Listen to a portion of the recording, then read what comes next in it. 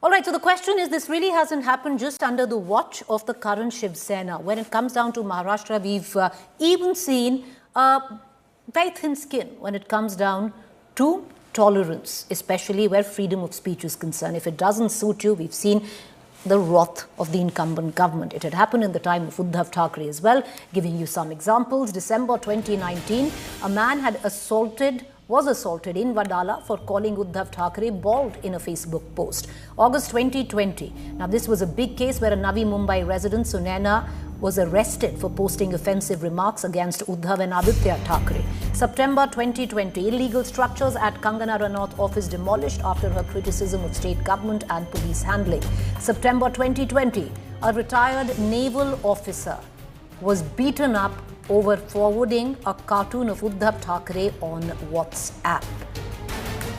Then February 2021, BJP workers beaten up, ink thrown on them, made to wear a sari by Sena workers for remarks against Uddhav Thackeray. August 2021, Union Minister Narayan Rane arrested over his comments on slapping Uddhav Thackeray. January 2022, Maharashtra BJP IT cell members booked for objectionable comments made against Rashmi Thackeray, Uddhav Thackeray's wife. April 2022, Navneet and Ravi Rana arrested after announcing they will chant Hanuman Chalisa in front of Matoshri.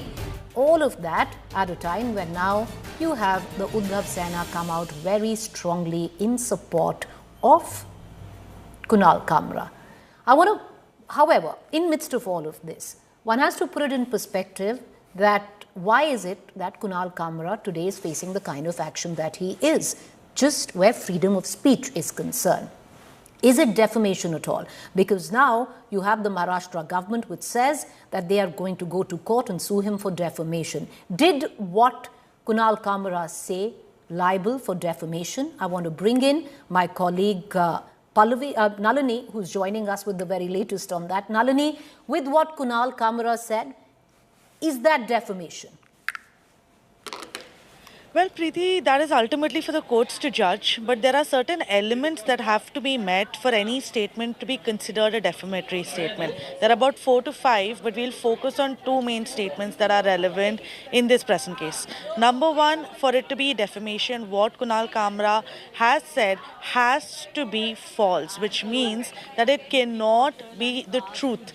Any truth is a defense to a case against defamation. So saying or shouting or publishing anything that is true will not amount to defamation. So the main thing that the court will have to look into is whether the statement that Eknath Shinde is a traitor, whether that's a false statement or a true statement, on which it will be determined whether or not it's defamation. Another very important element that has to be met is that there has to be some loss of reputation faced by Eknath Shinde in the case for it to be a successful defamation. That means that because of the statement made by Kunal Kamra, there has to be some sort of loss, whether it be monetary, whether it be financial, whether it just be a loss of reputation that Eknath Shinde has to face, and not just face but also prove before the court of law for it to be counted as defamation. Only when both of these things are proven before a court of law will it be considered to be a defamatory statement. Until then, Kunal Kamra can always take the defense that in his opinion it was a true statement, and truth, like I told you earlier, is always a defense for any defamatory statement. All right, so in terms of Kunal Kamra, I would think one thing that he said is calling Eknath Shinde a traitor, a gaddar. Now, that's open to how it is perceived in court. Was it defamatory or not? Nalini, appreciate you joining us with that. But viewers, the fact is, if Kunal Kamra today is going to be charged with defamation, if he's going to, there's an FIR against him, if the place where he held his event has been completely vandalized, you have the BMC there. If all of that, the kind of action is taking place against him on the reason why, because he called Eknath Shinde a traitor. It's happened before, and it's happened by nobody else but Ajit Pawar, who's now an ally of Eknath Shinde, where he said, when people hear the sirens, they say, look, 50 crore person and a gaddar. 50 crore, he meant 50 crore ka khoka, and gaddar, traitor, is going.